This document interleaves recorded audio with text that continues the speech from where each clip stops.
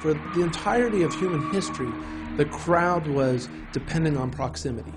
We had to be together physically in order to create a crowd. Suddenly, with the internet, we were able to create a virtual crowd. And what this allowed is it allowed people to get together through intent, through shared interest.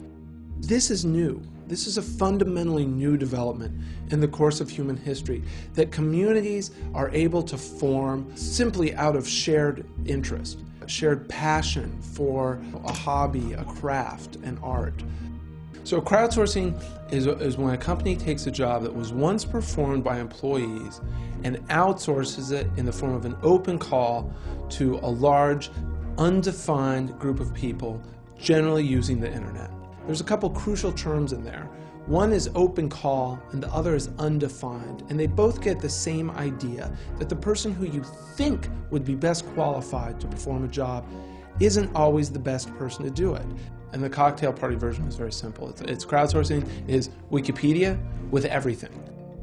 Photography is a great example because it's what I think of as the canary in the coal mine. What's happened over recent years in photography is the advent of three separate developments. The first is the digital camera, the cheap, affordable SLR digital camera.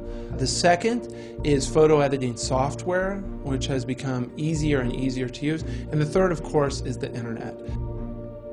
And so the quality level of stock photos produced by amateurs essentially reached an equilibrium with those created by professionals. What happened was that stock photos were no longer a scarce commodity. They became an abundant commodity. Instead of charging $300 per stock photo, they charged $1. And as you can imagine, the demand for a commodity that had been marked down by 99% was huge. I don't think crowdsourcing eradicates a business, it just changes it dramatically. It forces companies to approach us as potential partners, and that's much more interesting and much more exciting. We do buy things, but we also participate meaningfully in the process by which those products are created. What we see with these successful forms of crowdsourcing is that they came up organically from the people formerly known as customers, from the people formerly known as the audience. The technology is so good that it's become easier for people to become very good. And then finally, the emergence of online communities. I like to think about the online community as kind of the building block of crowdsourcing.